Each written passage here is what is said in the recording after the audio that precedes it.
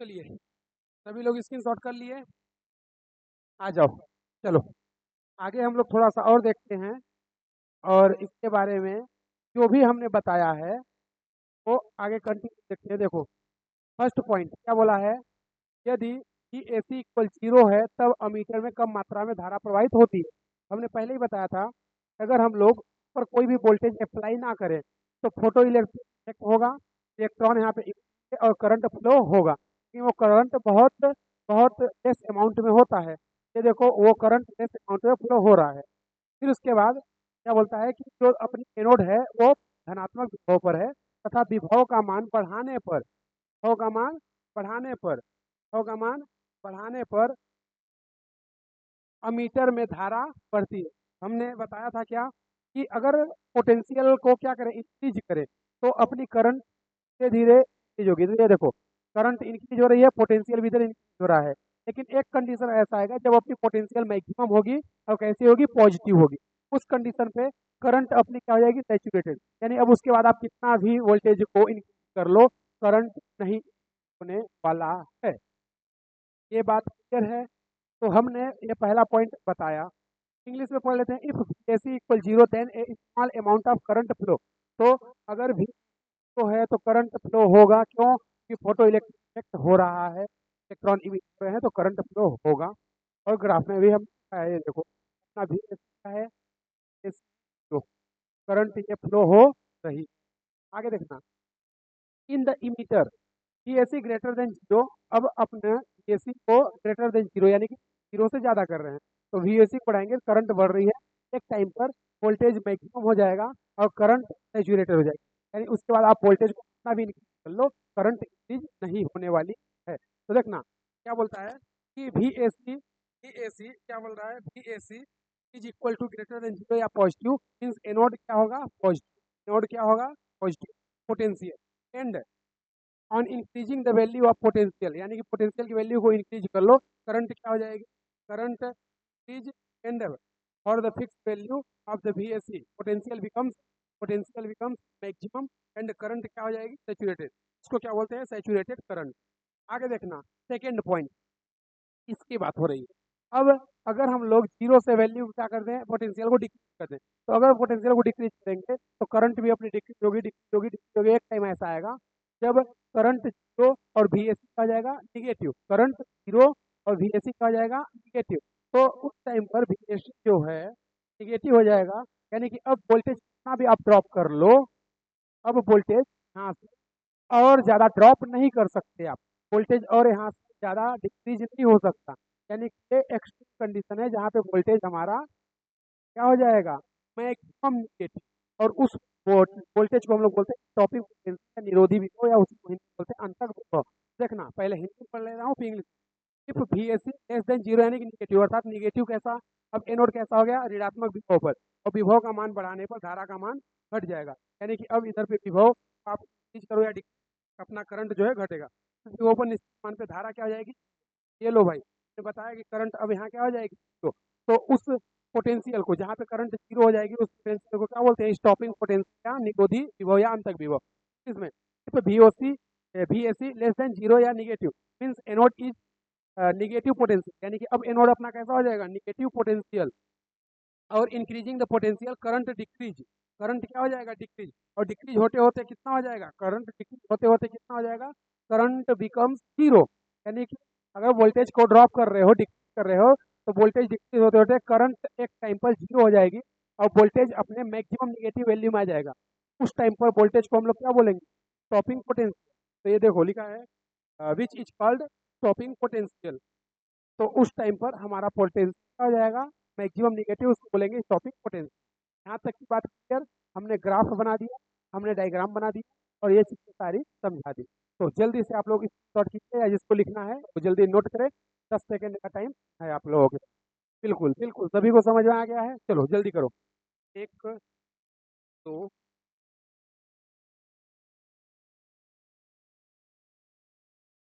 छः, सात, आठ, नौ, 10। चलो आ जाओ, अगले पेज पे चलते हैं। अगला पेज हमारा क्या है, अगला बोलता है देखो इस पे हमने कुछ पॉइंट बताया है और यहाँ भी कुछ पॉइंट बताया है। इस पॉइंट को एक्सप्लेन करने से पहले मैं ड्रॉ कर रहा हूँ, तो देखना आप लोग ध्यान से। मैं कुछ ड्रॉ कर रहा हूँ और इस टाइप के क्वेश्चन हमारे प्रीवियस एग्जाम में आ चुके हैं। ध्यान से देखना। इधर क्या होता है बेटा? वोल्टेज। इधर क्या होती है? करंट। इधर पे वोल्टेज कैसा होगा? पॉजिटिव। और इधर पे वोल्टेज कैसा होगा? और ये क्या होगा? वी एस इक्वल, यहाँ पे वी एस क्या हो जाएगा? ये सभी को क्लियर है? अभी हम लोगों ने डायग्राम में ये देखा था। हाँ लो, इस क्या दे रहे हैं? ये लो, वी एस इक्वल, ठीक है। हाँ, तो ऊपर में करंट है और इधर क्या बोलते हैं, इधर अपने पोटेंशियल कैसा है? पॉजिटिव। और उधर कैसा है? नेगेटिव। और ये भी। तो देखना, मैं यहाँ पे कुछ ड्रॉ कर रहा हूँ और आप लोग ध्यान से देखना मैं क्या कर रहा हूँ। यहाँ पर, हाँ, हमने ड्रॉ किया है, ऐसा हमने अभी इस ग्राफ को देखा था। फिर मैं क्या कर रहा हूँ, यहाँ पर एक और लाइन डाल रहा हूँ। देखना, फिर मैं क्या कर रहा हूँ, यहाँ से एक लाइन और मैं ड्रॉ कर रहा हूँ। ये लो, हमने 3 लाइन ड्रॉ कर दी। एक व्हाइट, एक येलो और एक, 3 लाइन हमने ड्रॉ कर दी। इससे से आपको समझना होगा कि ग्राफ हमसे क्या बोलना चाहता है, ग्राफ हमसे क्या कह रहा है, ग्राफ का यहाँ पे मीनिंग क्या है। देखो, आ जाओ, यहाँ पर देखोगे तो यहाँ पर क्या है? यहाँ पर देखोगे तो यहाँ पर जो अपनी फ्रीक्वेंसी है, यहाँ पर जो अपनी फ्रीक्वेंसी फ्रीक्वेंसी यहाँ पर जो फ्रीक्वेंसी है, क्या बोलेंगे? आवृत्ति। आवृत्ति को क्या है? फ्रीक्वेंसी। फ्रीक्वेंसी सेम है। फ्रीक्वेंसी क्या है? सेम है, यानी आवृत्ति यहाँ पर समान है। आवृत्ति क्या है? समान है। फ्रीक्वेंसी सेम है। यहाँ पर इन तीनों ग्राफ का, पिंक वाले का, येलो वाले का, व्हाइट वाले का, मैं यहाँ पे कर दे रहा हूँ। देखो ये I1, सॉरी, हाँ चलो I1 है, ये I2 और ये I, कोई दिक्कत। तो I1, I2, I3 हमने वैल्यू ले ली। तीनों की फ्रीक्वेंसी अभी क्या है? सेम है, समान है। तीनों की फ्रीक्वेंसी क्या है? सेम है, क्या? समान है। बट यहाँ पर करंट तीनों का डिफरेंट है। अगर करंट की वैल्यू, करंट यहाँ पे क्या है?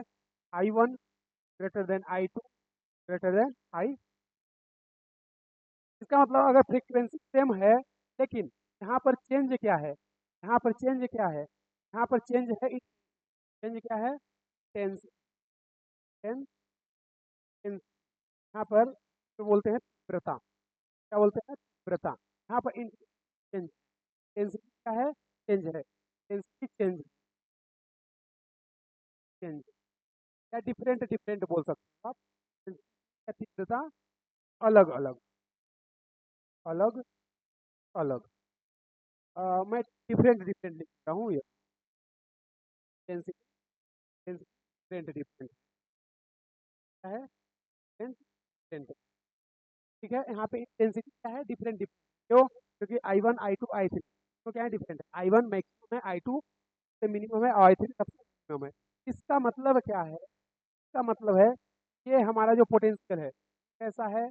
ई एस लेस देन 2, क्या बोले भी, यहाँ पे क्या हो गया? निगेटिव। भाई लेस देन, जीरो से लेस मिनिमम, जीरो से लेस या जीरो से कम वैल्यू क्या होती है? नेगेटिव।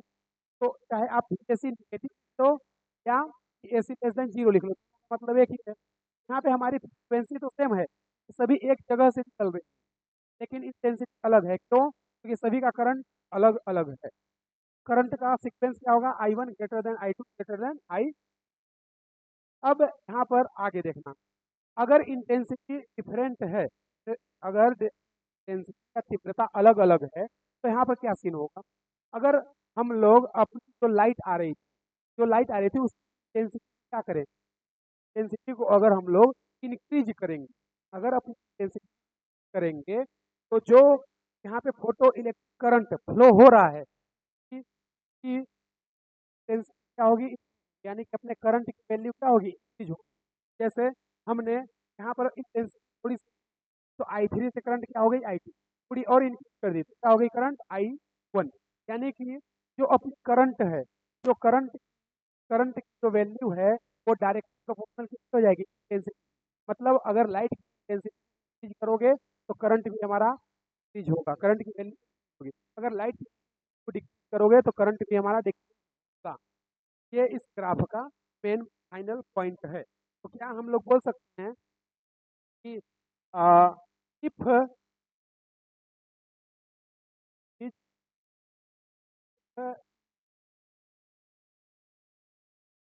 डेंसिटी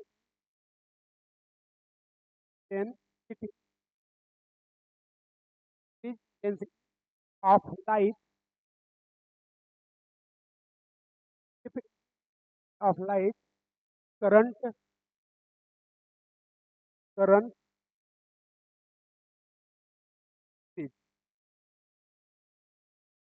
करंट करंट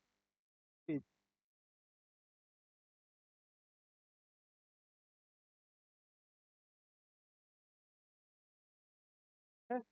अगर हिंदी को लिखना क्या होगा, ये क्या होगा, क्या होगा कि यहाँ पे लिख दे रहे हैं प्रकाश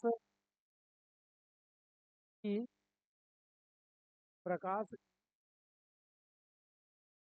तीव्रता बढ़ने पर, प्रकाश की तीव्रता बढ़ने पर धारा, प्रकाश की तीव्रता बढ़ने पर धारा बढ़ती, धारा बढ़ती, धारा बढ़ती है। तो जो इंग्लिश है, तो यहाँ से इस ग्राफ का ये फाइनल डिसीजन निकल आया क्या, यहाँ पर फ्रीक्वेंसी सेम है बट डिफरेंट है, यानी इंटेंसिटी और चेंज हो रही है, इसलिए करंट की वैल्यू क्या होगी, चेंज होगी।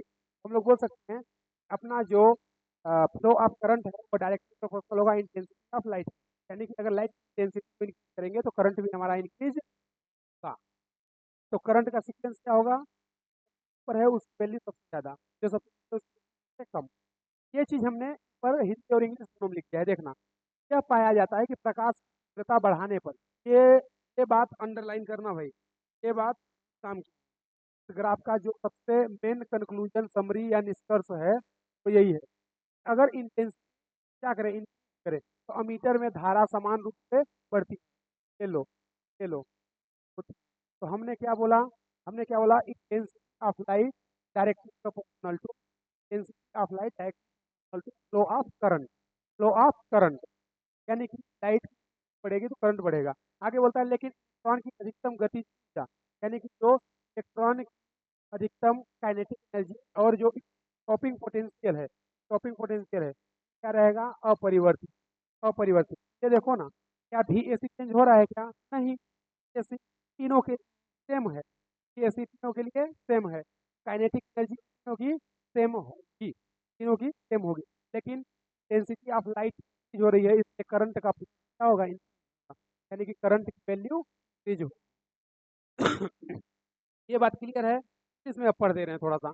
It is found that the intensity, ये लो, अगर करंट इंटेंसिटी ऑफ लाइट क्या करोगे, इंक्रीज, तो करंट द इमीटर ऑफ, ये लो, करंट क्या होगा, इंक्रीज होगा, बट क्या बोल रहा है, प्रोपोर्शनली। लेकिन मैक्सिमम काइनेटिक एनर्जी जो है इसकी इलेक्ट्रॉन, इलेक्ट्रॉन की जो काइनेटिक एनर्जी है और स्टॉपिंग पोटेंशियल है वो क्या रहेगा, रिमेन अनचेंज, वो क्या रहेगा, अनचेंज। यहाँ से देख सकते हो क्लियरली, जो भी एस है वो चेंज नहीं हो रहा है, जो भी एस है वो चेंज नहीं हो रहा है, काइनेटिक एनर्जी चेंज नहीं होगी, क्योंकि आप लोग काइनेटिक का भी फार्मूला हम पढ़ाएंगे, वहाँ पर काइनेटिक एनर्जी को आप देखोगे तो जो एनर्जी है वहाँ पर पोटेंशियल आता है, तो पोटेंशियल होगा तो काइनेटिक एनर्जी नहीं होगी। लेकिन intensity of light different different है, करंट का जो वैल्यू है वो भी डिफरेंट होगा, फ्रिक्वेंसी सेम है। अब इसी का दूसरा टाइप क्या हो सकता है, दूसरा टाइप अब हम लोग यहाँ पे ड्रॉ कर रहे हैं, आप लोग ध्यान से समझिएगा, देखना। हमने ये ग्राफ ड्रॉ कर, ठीक है, इधर पर पोटेंशियल जो है पॉजिटिव है, इधर पर पोटेंशियल जो है निगेटिव, और यहाँ पर ई ए सी क्या है, और इधर पे क्या होगा हमारा करंट। ये सभी को क्लियर है। यहाँ पे हमारा क्या होगा, करंट। ये हम लोग पहले भी ग्राफ में देख चुके। अब इसमें जो है हम लोग कुछ अलग देख, क्या देखना, देखना इधर, इधर देखना। हमने क्या किया, ये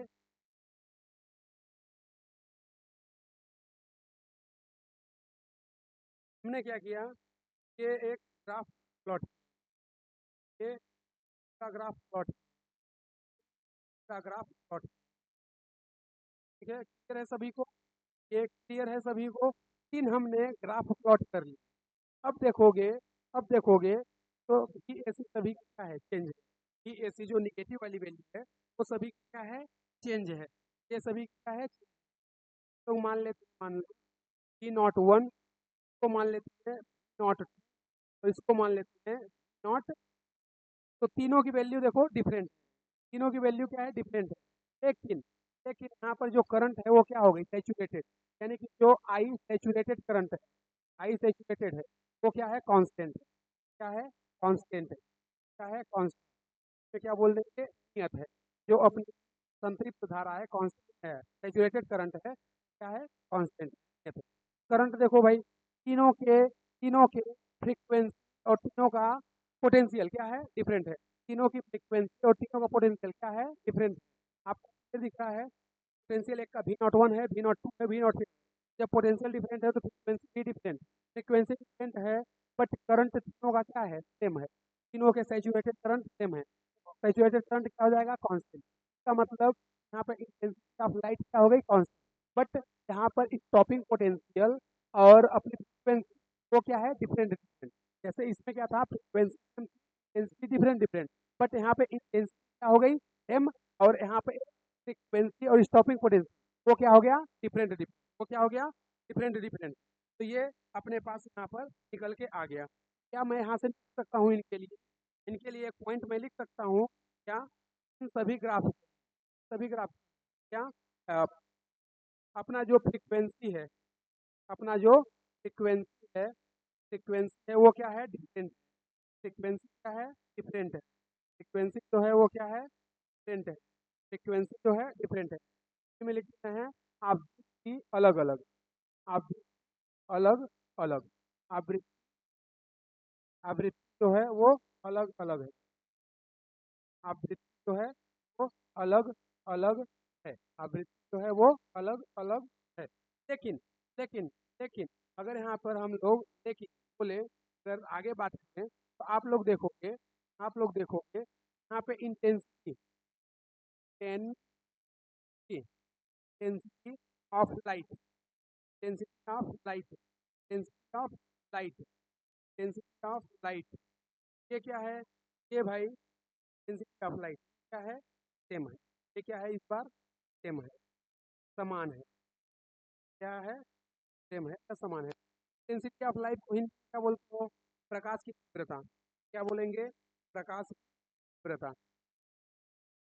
यहाँ पे लिख दे रहे हैं, प्रकाश की तीव्रता, प्रकाश की तीव्रता।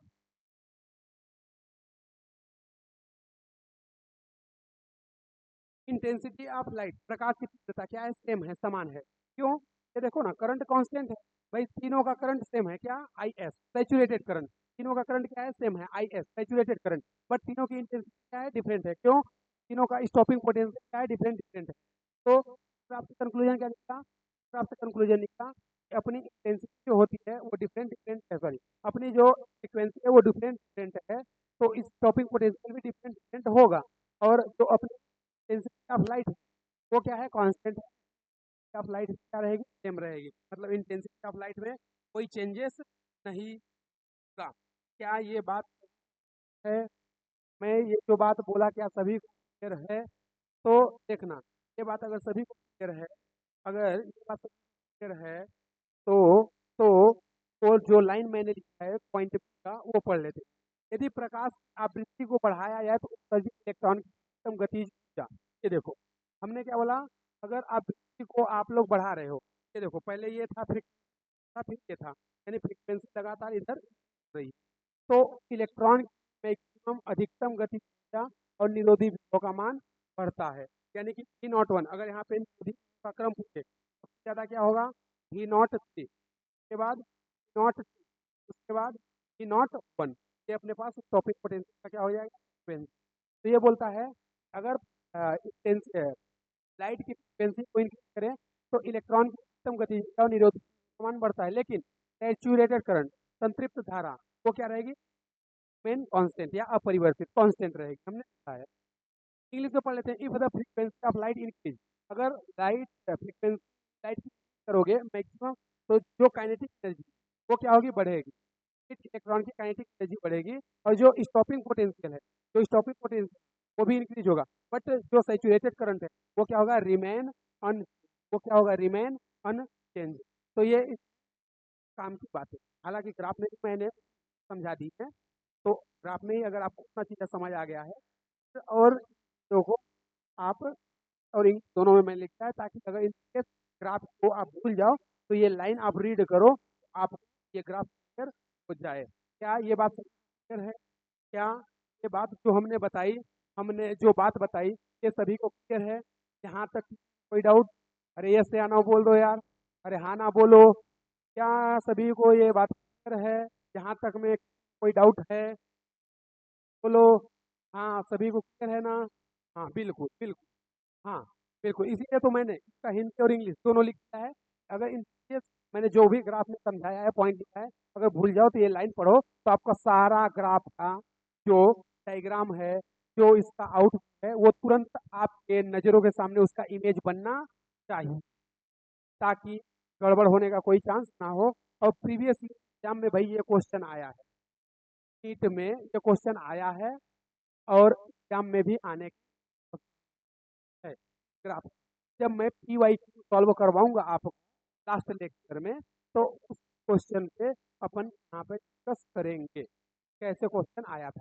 हाँ बिल्कुल आया है, क्वेश्चन आया है और आ सकता है, कोई दिक्कत वाली बात नहीं है। मैंने सारी पॉसिबिलिटी, सारी चीज़ें बता, बिल्कुल बिल्कुल, किसी को डाउट नहीं होना चाहिए। हाँ सभी को क्लियर है, बिल्कुल सभी को क्लियर है, किसी को डाउट यहाँ पर नहीं होना चाहिए। ये बात सभी को क्लियर होनी चाहिए। हाँ बिल्कुल, चलो सभी लोग जल्दी से वो नोट करें, नोट करने वाले नोट करें। 10 सेकेंड का टाइम है, जल्दी। 1, 2, 3, 4, 5, 7, 8, 9, 10। चलो आ जाओ, अगले साइड पे थोड़ा सा चलते हैं आगे। अपने पास एक क्वेश्चन दिया है। जब एक वर्णी प्रकाश का बिंदु स्रोत एक प्रकाश बिंदु सेल से 0.3 पर है, शोधित व संचित धारा क्रमशः 0.6 वोल्ट और 18 एम्पियर है। तो हमने क्या बोला था, जब भी हमने क्या बोला था, जब भी फिजिक्स क्वेश्चन या फिजिकल क्वेश्चन सॉल्व करो, तो हमेशा क्वेश्चन को रीड करते समय अंडरलाइन, क्या वैल्यू गिवन है, क्या वैल्यू हमें फाइंड आउट करना है। गिवन और फाइंड आउट दोनों में कोई फार्मूला आपको पता है, लिख वैल्यू आंसर आएगा। तो हमें क्या दिया है यहाँ पर, लेंस इतना 0.3 मीटर का पॉइंट सोर्स और सेल के स्टॉपिंग पोटेंशियल और सैचुरेटेड करंट की वैल्यू। आगे बोल रहा है कि अगर सोर्स रख दिया जाए 0.6 मीटर, सैचुरेटेड करंट और स्टॉपिंग पोटेंशियल वैल्यू क्या होगी। इंग्लिश में पढ़ लेते हैं। 1 a point source in monochromic light is a placed at distance 0.6 metre, मतलब एक अपना सोर्स है की डिस्टेंस है 0., उस टाइम पर जो अपना स्टॉपिंग पोटेंशियल है और जो अपना सैचुरेटेड करंट है आई की वैल्यू 0.6 और एम्पियर है। आगे देखना बोलता है, if the same light source, मतलब लाइट सोर्स जो अपना है वो वही है, लाइट सोर्स को चेंज किया, बस क्या चेंज कर दिया, डिस्टेंस। डिस्टेंस अब कितना कर दिए, डिस्टेंस हो गया 0.6 मीटर। तो बोल रहा है अब वैल्यू जो है स्टॉपिंग पोटेंशियल और सैचुरेटेड करंट की क्या हो जाएगी। तो ये हमसे क्वेश्चन बोला है। बिल्कुल आप लोगों को ट्राई करने का पूरा मौका दे रहे हैं, 10 सेकेंड का टाइम है, आप जल्दी से ट्राई करें, फिर उसके बाद मैं बताऊंगा। जल्दी करें, जल्दी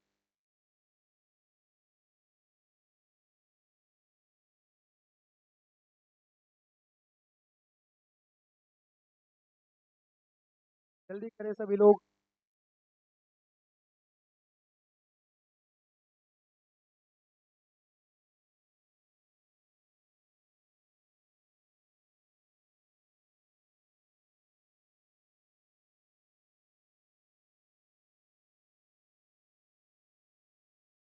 चलो आ जाओ।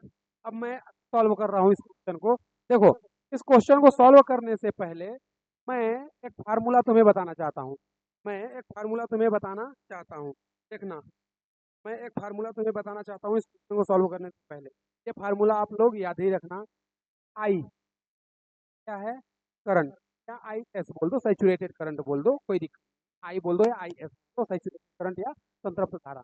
ये जो होती है ये डायरेक्ट प्रोपोर्शनल होती है नंबर ऑफ फोटोन की। Directly proportional number of photon की। ये डायरेक्टली प्रोपोर्शनल होती है नंबर ऑफ इलेक्ट्रॉन की। डायरेक्टली प्रोपोर्शनल होती है नंबर ऑफ इलेक्ट्रॉन की। और ये डायरेक्टली प्रोपोर्शनल होती है करंट की वैल्यू की, या फ्लो करंट की, या बोले इंटेंसिटी। क्यों? क्योंकि हमने बताया था कि अगर इंटेंसिटी ऑफ लाइट करोगे तो सैचुरेटेड करंट की वैल्यू भी बढ़ेगी। ये हमने बताया था। तो पहला पॉइंट क्या है? नंबर ऑफ फोटोन होंगे तो सैचुरेटेड करंट बढ़ेगा, नंबर ऑफ इलेक्ट्रॉन होगा तो सैचुरेटेड। अगर इंटेंसिटी इंक्रीज करते हो लाइट की इंटेंसिटी तो भी हमारे सैचुरेटेड करंट की वैल्यू बढ़ेगी। बट अगर डिस्टेंस को इंक्रीज कर दो, डी डी स्क्वायर, डिस्टेंस करोगे तो करंट अपना जाएगा। डिस्टेंस को इंक्रीज करोगे तो करंट हो जाएगा। ये हमारा पॉकेट रॉकेट फार्मूला। ये हमारा पॉकेट रॉकेट फार्मूला। भाई इस फार्मूले को सभी लोग याद रखें। इस फार्मूले को सभी लोग याद रखें। फिर से मैं बता दे रहा हूँ। ये क्या है? सैचुरेटेड करंट या संतृप्त धारा। ये क्या है? NPH, number of photon, Hindi में बोल सकते हैं फोटॉन की संख्या। एन ई क्या है? नंबर ऑफ इलेक्ट्रॉन या इलेक्ट्रॉन की संख्या। आई क्या है? इंटेंसिटी ऑफ लाइट या प्रकाश की तीव्रता। डी क्या है? डिस्टेंस, कहाँ से? पॉइंट सोर्स से डिस्टेंस है। तो ये जो अपना डी है वो इन्वर्सली प्रोपोर्शनल है। डी स्क्वायर इन्वर्सली प्रोपोर्शनल से डेढ़। तो यहाँ से आपको कुछ हो गई। अब देखना जो जो वैल्यू है वो देख। जो फर्स्ट कंडीशन है, फर्स्ट कंडीशन में क्या बोला है? डिस्टेंस यानी जो डी है, डी वन, वो कितना है? 0.2 मीटर। डी टू कितना है? 0.मीटर। ठीक है। उसके बाद अपना जो स्टॉपिंग पोटेंशियल है वो कितना है? P01 बोल सकते, कितना है? P01 है 0.6 वोल्ट। P01 कितना है? 0.6 वोल्ट। और अपना जो करंट है, सैचुरेटेड करंट, आई एस वन वो कितना है? 80 मिली एम्पियर। कितना है? 80 मिली एम्पियर। ये आगे देखना, फिर वो क्या बोलता है? आगे वो बोलता है कि अगर डिस्टेंस कितना कर दें? 0.6, हम ठीक क्या है? तो सैचुरेटेड करंट। और अब हमसे पूछा क्या है? एक तो हमसे पूछा है आई एस की वैल्यू, और दूसरा हमसे पूछा है नॉट टू की वैल्यू क्या होगी, दोनों को फाइंड आउट। चलिए, ये सभी को क्लियर है? ये डाटा हमें गिवन है क्वेश्चन में, और ये डाटा हमें फाइंड आउट करना है। ये सभी को क्लियर है? यहाँ तक किसी को डाउट? बोलो, बोलो भाई, सभी को क्लियर है? अरे यस या नो? अरे हाँ ना बोल भाई। सभी को क्लियर है? तो अपने को जो जो वैल्यू गिवन है वो हमने लिखा है, जो फाइंड आउट करना है वो भी हमने। अब इनके बीच में फार्मूला ये देखो क्या? सैचुरेटेड करंट और डिस्टेंस इनवर्सली प्रोपोर्शनल है भाई। सैचुरेटेड करंट और डिस्टेंस एक दूसरे क्या है? इनवर्सली प्रोपोर्शनल है। टी में क्या होगा? स्क्वायर होगा। तो चलो फार्मूले को यूज करते हैं। क्या क्या इसको हम लोग ऐसे बोल सकते हैं? आई एस इनवर्सली प्रोपोर्शनल 1/स्क्वायर, ऐसा कर सकते हैं। अपना फार्मूला क्या, यहाँ से इसको ऐसे लिख सकते हैं। देखो, I S one divide I S two equal T 1, sorry T2 square by T2 का स्क्वायर बाई 1 का स्क्वायर। क्यों? ऊपर आई एस वन होगा तो नीचे T1 होगा, नीचे आई एस टू होगा तो ऊपर T2 होगा, कि दोनों क्या है? एक दूसरे के इनवर्सली प्रोपोर्शनल, व्युत्क्रमानुपाती। तो अब देखो आई एस वन की वैल्यू पता है, ये देखो आई एस टू हमें फाइंड आउट करना है। T1 और T2 दोनों ही हमें पता है। तो लो भाई, रख दो वैल्यू, रख दो value. I S one value कितनी है? आई एस वन की वैल्यू है 18 ampere, 18 milli ampere. I S two find out करना है, I S two find out करना है। उसके बाद T2 वैल्यू है 0.6, है 0.6 का स्क्वायर, 0.6 का स्क्वायर डिवाइड इसकी वैल्यू की 1 की 0.6 है, 0.6 का स्क्वायर। ये सभी को क्लियर है? ये सभी को क्या बात क्लियर है?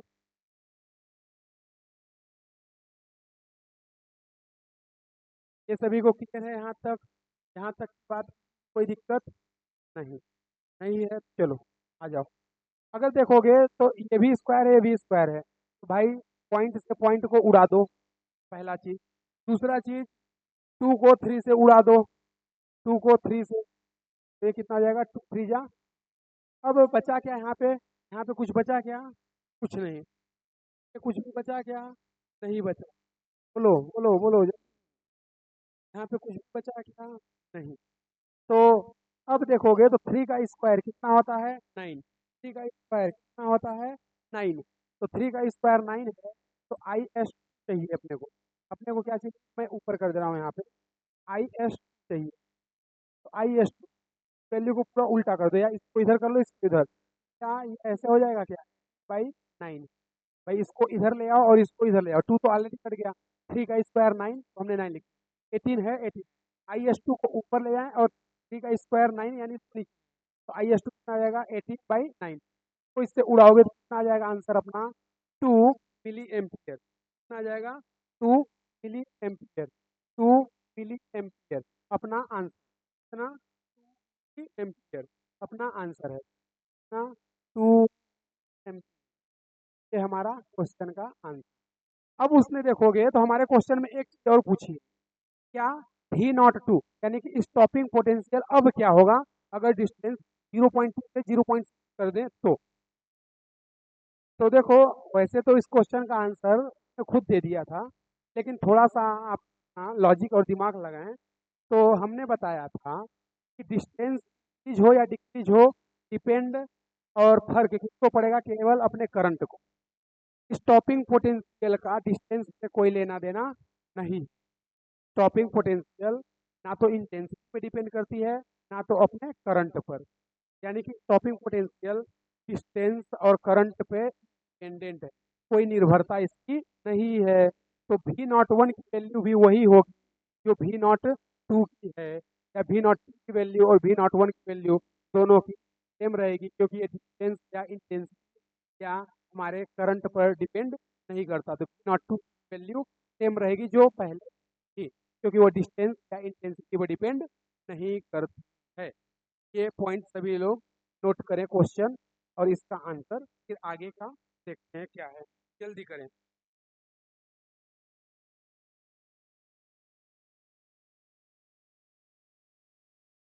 एक, दो, चार, पाँच, छः, सात, आठ, नौ, 10।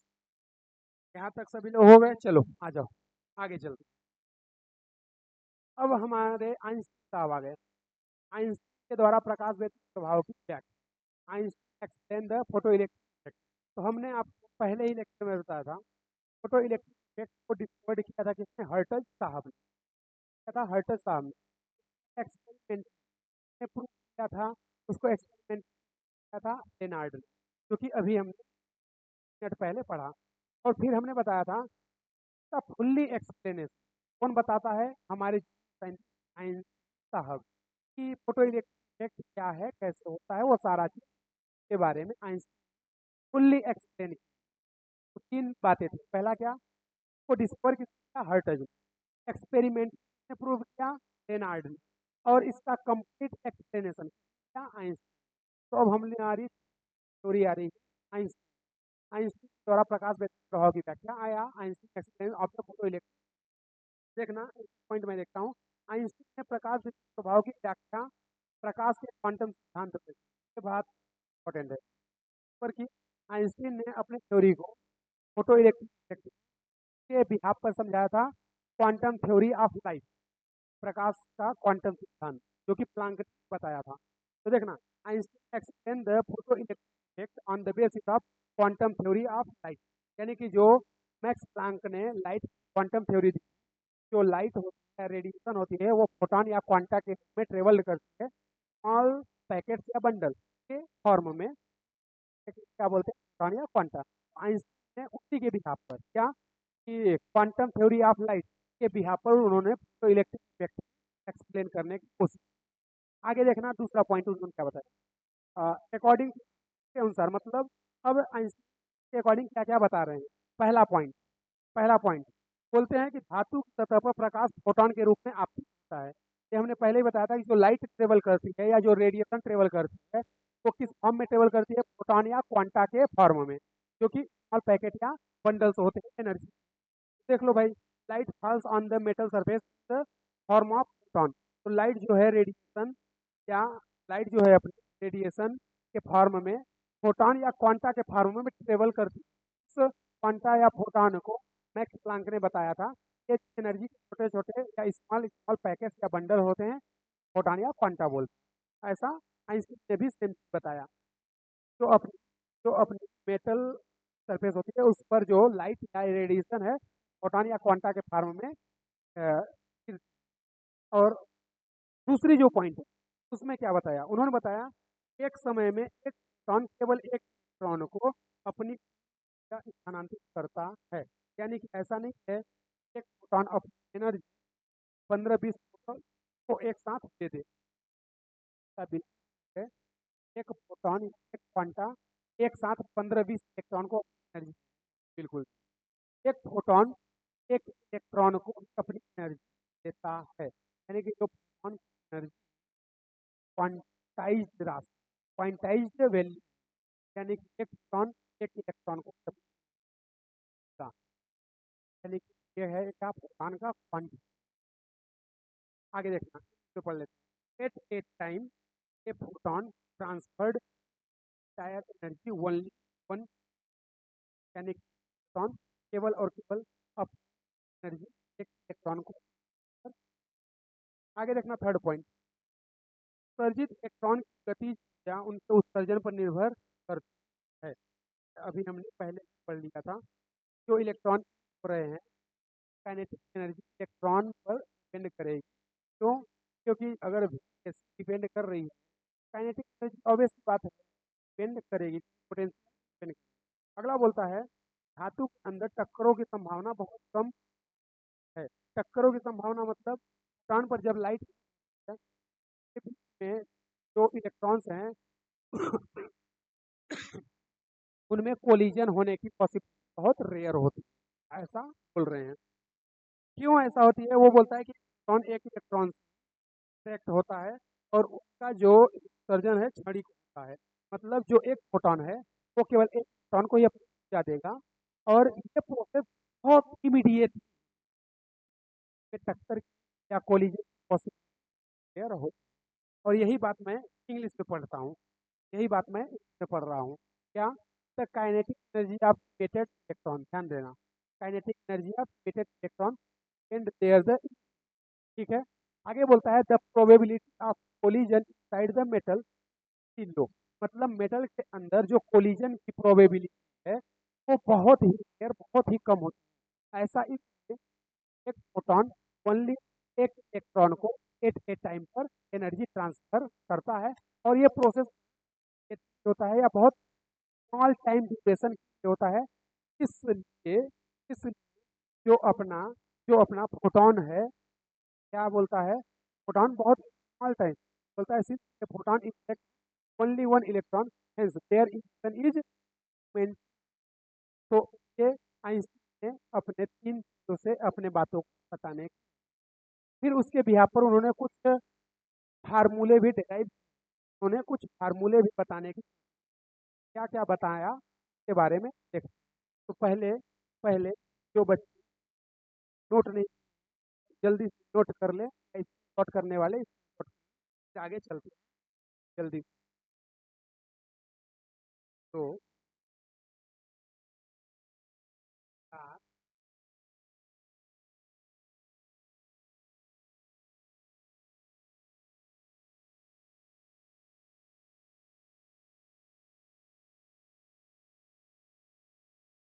तो चलिए भाई, सभी लोग कर लिए नोट। चलिए, पॉइंट को भी नोट करना है। अरे बता देते नोट। अब देखना, हमने क्या बताया, आइंस्टीन ने पॉइंट बताए और अपने का फिर उन्होंने यहाँ पर भी बताई क्या, इन चीज़ों को देखते हैं क्या क्या है। तो देखना आइंस्टीन ने अपना क्या बताया, ऊर्जा संरक्षण का नियम by the law of conservation of energy, energy conservation law को उन्होंने यूज किया उसके फार्मूले बताने का relation work function kinetic energy और अपनी एनर्जी तीनों से रिलेट हो। देखना उन्होंने क्या बताया कि मेटल या धातु की सतह पर जो आप है energy depend on metal surface पर किसका होगा, वर्क फंक्शन के चक्कर में व्यतीत के इलेक्ट्रॉन की गति, वर्क फंक्शन के गतिशीलता के और काइनेटिक एनर्जी ऑफ इलेक्ट्रॉन तीनों के क्या होगा, टोटल समीकरण का है। यानी यानी कि जो अपनी मेटल के सरफेस एनर्जी आ रही है उन्होंने क्या बोला कि यानी कि जो अपनी मेटल के सरफेस एनर्जी जेंट हो रही है, जो लाइट जेंट हो रही है, जो फोटॉन या रेडिएशन जेंट हो रही है, उन्होंने क्या बोला, एनर्जी। आगे देखना फिर उसके बाद उन्होंने बोला कि वर्क फंक्शन या कार्य, तो हमने बताया था वर्क फंक्शन को रिप्रेजेंट करेंगे भाई आई आई। दूसरा क्या है, दूसरा बोलता है टक्कर में व्यतीत यानी कि thermal energy created in collision, तो कोलिजन में जो एनर्जी अपनी जा रही है उसमें क्या था, क्या क्या है, थर्मल एनर्जी क्रिएशन कोलिजन, मतलब जो अपनी एनर्जी या हीट लॉस होती है प्लस प्लस तीसरा उन्होंने क्या बताया, उत्सर्जित इलेक्ट्रॉन की गति यानी काइनेटिक एनर्जी ऑफ इलेक्ट्रॉन, तो इलेक्ट्रॉन की काइनेटिक एनर्जी तो हम लोग के ही मैक यानी अधिकतम गति ऊर्जा। उन्होंने इस बात से ये बोला क्या, जो मेटल के सरफेस पे जो लाइट इंसिडेंट हो रही है या फोटोन या इंसिडेंट हो रही है एनर्जी से और वर्क फंक्शन को फाई से, और जो कोलिजन में हमारी एनर्जी लॉस हो रही है तो थीटा से, और जो इलेक्ट्रॉन हिट हो रहा है उस इलेक्ट्रॉन की मैक्सिमम काइनेटिक एनर्जी के ही मैक्सिमम। तो फिर उन्होंने बोला इफ उन्होंने क्या बोला, इफ थीटा इक्वल 0 10 क्या इक्वल 0 10, यानी कि यदि यदि टक्कर में या थीटा जो है तब क्या, इंग्लिश मैंने तो क्या होगा, तो अगर देखो यहाँ से हो जाए, यहाँ से अपने पास फार्मूला क्या था, इक्वल आई प्लस ए मैक्स आ जाए मैक्स, क्या इसको आप ऐसे लिख सकते हैं कि इक्वल सॉरी के ई को यहीं पे रहने दो, इसको इस साइड ले आओ, देखो max max equal E minus आई माइनस आई, ये लो ये अपने पास फार्मूला आ गया जो आइंस्टीन साहब ने, दोनों फार्मूले सेम है, बस क्या है भाई आई को उस साइड ले आओ तो क्या हो जाएगा, माइनस आई। ये सभी को बात क्लियर है, क्या यहाँ तक की बात सभी को क्लियर है, क्या किसी को में कोई डाउट है, ये हमने कैसे कर दिया, अगर थीटा जीरो हो जाए तो ये वैल्यू अगर अगर सोचो ये वैल्यू अपन जीरो कर दें, ये वैल्यू अपन जीरो कर दें तो क्या बचेगा 5 प्लस 5। अब इसको इस साइड ले आओ, फाइव को उस साइड ले आओ, फाइव यहाँ पे प्लस है, साइड क्या हो जाएगा माइनस, के क्या हो जाएगा ई माइनस फाइव। सारा चीज हमने बताया है, के क्या है काइनेटिक एनर्जी, ई क्या है, ई है जो मेटल सरफेस पे एनर्जी अपनी एक्सपेंड हो रही है वो एनर्जी, फाई क्या है वर्क फंक्शन, तो ये सारा चीज अपने ऊपर ही लिखा हुआ है कि कौन क्या है। हालांकि अगर चाहो तो मैं बता देता हूँ कौन कौन क्या है, ये लो तो भाई बता दे, के ई क्या है, के ई है अपनी काइनेटिक, क्या है काइनेटिक एनर्जी,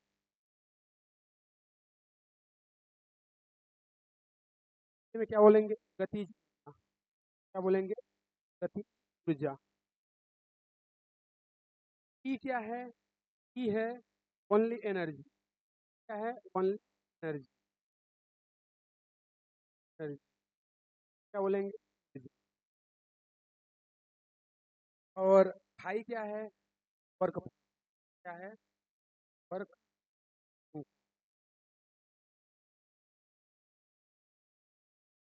में क्या बोलते हैं कार्य फलन, क्या बोलते हैं, कार्य फलन। तो ये सारा चीज क्या, यहाँ तक की बात क्या सभी को क्लियर है? बोलो भाई, यहाँ तक की बात सभी को क्लियर है क्या? कोई यहाँ पे डाउट, यहाँ पर कोई डाउट है क्या?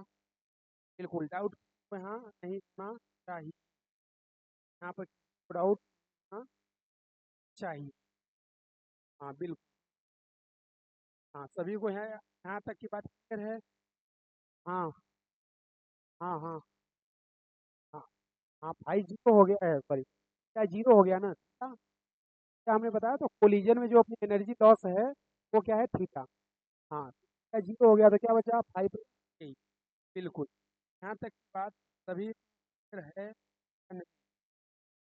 बोलो, सभी को बात यहाँ तक है या नहीं? बिल्कुल बिल्कुल, चेक। चलो, बिल्कुल बिल्कुल सही। चलो आ जाओ, अब थोड़ा सा इस फार्मूले को और आगे बढ़ाते हैं अपन। देखना, अगर आप लोगों को पता हो तो ई इक्वल टू क्या होता है, जो इक्वल होता है या को लिख सकते हैं, को लिख सकते हैं एच बाई लेमडा। ये सभी को पता है, हम 2-3 लेक्चर से यही पढ़ रहे हैं। और अगर आपको पता हो तो अभी आज पढ़े हैं हाई इक्वल क्या, एच नॉट, क्या बोल सकते हो, high equal H by lambda naught. तो यहाँ पर आप, यहाँ पर इस फार्मूले में ई की वैल्यू एच नॉट या एच बाई लेमडा कर सकते हो, हाई की वैल्यू एच टू नॉट या एच बाई लेमडा नॉट कर सकते हो। अगर मान लो ये सारा चीज़ आप करते हो, ये सारा चीज़ आप करते हो, तो आपको क्वेश्चन इस टाइप आएंगे, यहाँ पर क्या क्या हो सकता है, ये मैंने ये पहले बता दिया, इक्वल एच न्यू और इक्वल एच बाई लेमडा होता है, तो यहाँ पे कर देंगे जैसा हमें वैल्यू क्वेश्चन। और दूसरा phi equal to H not, और दूसरा क्या होता है एच बाई लेमडा नॉट, तो ये पुट कर दोगे तो यहाँ पे फाई की वैल्यू हो जाएगी। अब इस फार्मूले का जो तीसरा फार्म है वो क्या है, पोटेंशियल के, और पोटेंशियल, और में बोलेंगे विभव की, विभव, कौन सा पोटेंशियल या कौन सा विभव बेटा, स्टॉपिंग पोटेंशियल का, स्टॉपिंग पोटेंशियल। तो देखो, आपने आपने जब जब आप पढ़े होगे या मैं पढ़ाऊंगा फिजिक्स में, तो आप इलेक्ट्रोस्टैट या स्टैटिक में वहाँ पर एक थ्योरी पढ़ाऊंगा, तो जो वहाँ पे वाला अपना चैप्टर, वहाँ पर आपको बताऊंगा जो अपना वर्क डन होता है या डब्लू होता है, एक्चुअल में जो वर्क है या कार्य है, वही क्या होती है, एनर्जी। वही क्या होती है, एनर्जी। और वो वर्क या कार्य या एनर्जी को इक्वल होती है क्यू नॉट, या इसको बोल सकते हैं ई नॉट। तो क्यू या ई क्या है, चार्ज ऑफ इलेक्ट्रॉन। क्यू या ई क्या है, चार्ज ऑफ इलेक्ट्रॉन। क्यू या ई क्या है, चार्ज ऑफ इलेक्ट्रॉन। यहाँ से देखो, उस फार्मूले क्या हम लोग ऐसे लिख सकते हैं कि नॉट इक्वल माइनस आई, ये अपने पास आ गया। अब नॉट क्या है, ई नॉट है स्टॉपिंग, नॉट क्या है, स्टॉपिंग पोटेंशियल। ई क्या है इलेक्ट्रॉनिक चार्ज, क्या है, इलेक्ट्रॉनिक चार्ज, इलेक्ट्रॉनिक चार्ज। ई की वैल्यू कितनी होती है, 1.10⁻⁹ कूलम। और भी नॉट क्या है, नॉट है बेटा स्टॉपिंग, क्या क्या है, स्टॉपिंग, क्या है, स्टॉपिंग पोटेंशियल। क्या बोलेंगे, तो क्या क्या बोलेंगे, क्या अंतर, क्या बोलेंगे, क्या अंतर। बाकी और फाई क्या है वो हमने उधर बता रखा है कि क्या है, यदि तो अब देखो, चाहो चाहो तो इस फार्मूले को ऐसे लिख सकते, फार्मूले को ऐसे लिख सकते कि नॉट की वैल्यू क्या है, देखो H by lambda, H by M minus high की वैल्यू क्या है, एच बाई एमडा नॉट। ऐसे वाली बात नहीं, ऐसे सब क्या इसको चाहो तो ऐसे सकते हो। ऐसे क्या E E not equal H not sorry sorry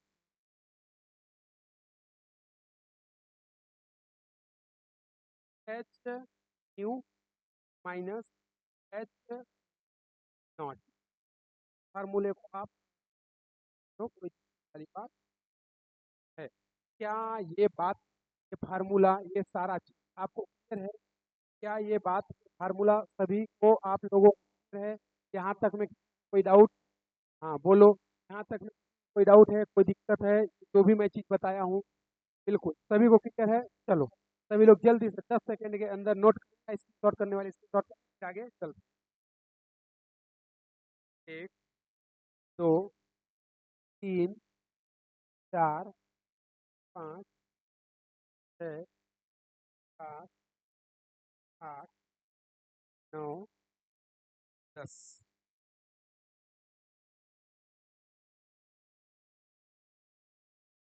चलो आगे चलते हैं। चलो अगला, अपन अगला लिखते हैं क्या, प्रकाशित धारा। क्या लिखे, प्रकाशित धारा। क्या लिखे हैं, प्रकाशित धारा। तो देखो प्रकाशित धारा को एक्चुअल में मैं पहले बता चुका हूँ, प्रकाशित धारा को बता चुका हूँ। यहाँ पर एक बार डिस्कस कर लेते हैं। देखो अगर लाइट करंट की बात हो रही है, अगर आपको पता हो करंट, अगर आपको पता हो करंट यानी धारा इक्वल होता है क्या, charge, charge by time, charge by time यानी कि आवेश बटे समय। चार्ज को आवेश, तो अगर इसको करंट को रिप्रेजेंट करते हैं आई से, तो इसको और टाइम को, करंट आई क्या होता है बाई, यानी पर यूनिट टाइम में कितना करंट फ्लो है, कितना चार्ज फ्लो हुआ है, उसको क्या बोलते हैं current. Per unit time current जो फ्लो होता है उसको क्या बोलते हैं करंट, यानी flow of current per unit time called current. क्या, प्रति एकांक समय में प्रवाहित होने वाली आवेश को क्या बोलते हैं धारा। क्या बोलते हैं धारा। तो यहाँ से सभी को बात क्लियर है कि करंट कैसे प्रेजेंट क्या है, ये सभी बात क्लियर है। चलो आ जाओ, अब थोड़ा सा आगे देख, अगर आप देखोगे, अगर आप देखो तो इसको तो क्या ऐसे लिख सकते हैं, I equal to N by, क्यों, क्योंकि क्यू इक्वल टू होता है, देखो क्यू इक्वल होता है एन, एन क्या है नंबर ऑफ इलेक्ट्रॉन, क्या है electronic charge. Q equal to N, N क्या है नंबर ऑफ इलेक्ट्रॉन, और क्या है इलेक्ट्रॉनिक चार्ज, क्या है ई इलेक्ट्रॉनिक चार्ज। तो यहाँ से आप चाहो तो ये जो एन वाई, एन वाई, तो क्या लिख सकते हैं एन, एन। तो यहाँ से देखना हमारे पास जो फार्मूला आया I equal to N by, क्या इस सकते हो क्या एन, अपने पास अगला फार्मूला। अब यहाँ पे एन क्या है, एन क्या है number of proton, number of proton पर से, क्या लिखे, प्रति सेकंड, प्रति प्रोटॉन की संख्या, प्रति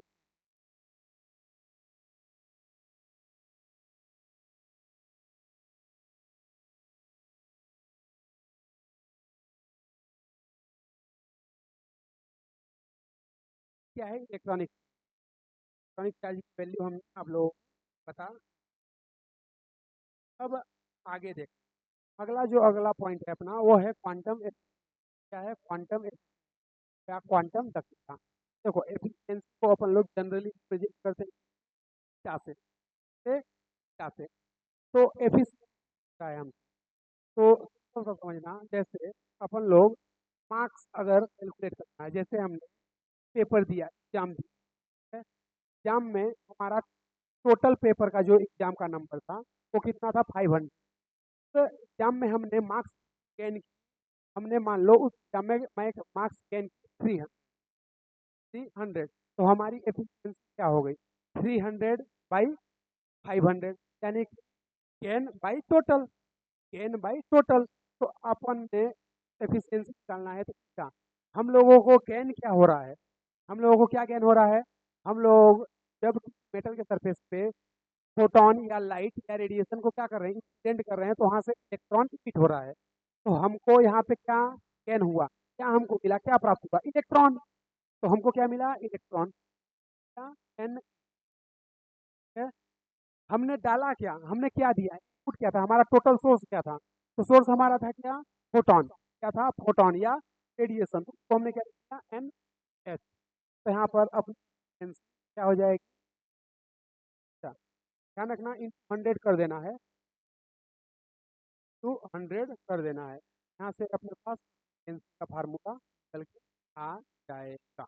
ये बात सभी क्लियर है, क्या इसमें कोई डाउट है, लो ये बात सभी clear है क्या, या किसी को कोई डाउट है, बोलो बोलो, ये बात सभी क्लियर है या नहीं। चलो आ जाओ, लास्ट पॉइंट पढ़ते हैं और इस आज के लेक्चर का ये लास्ट टॉपिक है, फिर उसके बाद देखते हैं। अगला है टोटल एनर्जी। हमने लिखा है टोटल एनर्जी कुल ऊर्जा गति प्लस काम द्रव्यमान, total energy equal kinetic plus energy of rest amount. तो देखो टोटल एनर्जी को रिप्रेजेंट किससे कर रहे हैं, T total energy, kinetic energy को के। अब देखना अपनी जो विराम द्रव्यमान की ऊर्जा है वो क्या होती है, एम नॉट टी, क्या होती है, आइंस्टीन बताया था ना, इक्वल टू एम स्क्वायर। तो वो किसके लिए था, इफेक्टिव मास, जो फोटोन का इफेक्टिव मास होता है, एनर्जी क्या होती है, इक्वल एम सी स्क्वायर।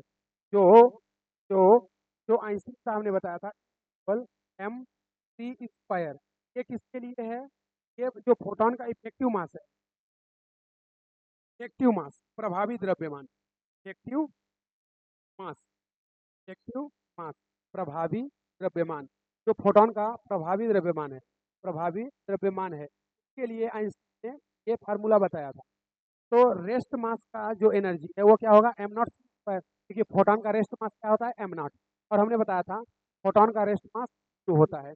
अब ये वैल्यू क्या हो जाएगी, यहाँ से अपने पास टोटल एनर्जी क्या आ जाएगी, काइनेटिक एनर्जी इक्वल।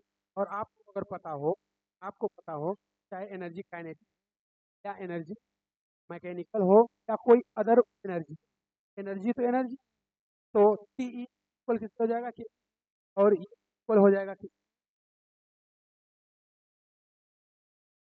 हो जाएगा कि एनर्जी ई, ये किस इक्वल हो जाएगा, ये इक्वल हो जाएगा अपने एनर्जी के, और ये एनर्जी इक्वल क्या है, एम स्क्वायर, यानी कि अपनी टोटल एनर्जी जो है, इफेक्टिव मास, प्रोटॉन का जो मास है, एनर्जी इक्वल होता है, क्या होता है, अपने इफेक्टिव मास का जो इफेक्टिव मास है जो प्रोटॉन का, उस इक्वल होता है। यहाँ तक बात, कुल ऊर्जा टोटल एनर्जी क्या equal two plus rest mass जो है उसका एनर्जी एम नॉट। तो एम नॉट प्रोटॉन का क्या होता है, रेस्ट मास, ये वैल्यू तो बचेगा क्या, के, तो इक्वल टू, और के जो है एनर्जी, तो ये एनर्जी इक्वल होगी, और इसको लिख देंगे एम नॉट है, एम के स्क्वायर के इक्वल। तो यहाँ तक की कहानी अपने लेक्चर 3 में हम लोगों ने कवर की। अब अगला जो लेक्चर आएगा कल का लेक्चर 4, उस लेक्चर में हम लोग और भी आगे की बातें करेंगे, और उस लेक्चर में हम लोग और भी आगे की बातें करेंगे और इस पर न्यूमेरिकल करेंगे, वर्क फंक्शन जो है, स्टॉपिंग पोटेंशियल जो है, टोटल एनर्जी और फोटो इलेक्ट्रिक करंट, सभी पे हम लोग पूरा कल क्वेश्चन डिस्कस करेंगे। उसके बाद आगे की जो भी थ्योरी और कहानी होगी पढ़ेंगे। तो धन्यवाद आप सभी का हमारे चैनल पर जुड़ने के लिए। नमस्कार के स्टूडेंट और डॉक्टर से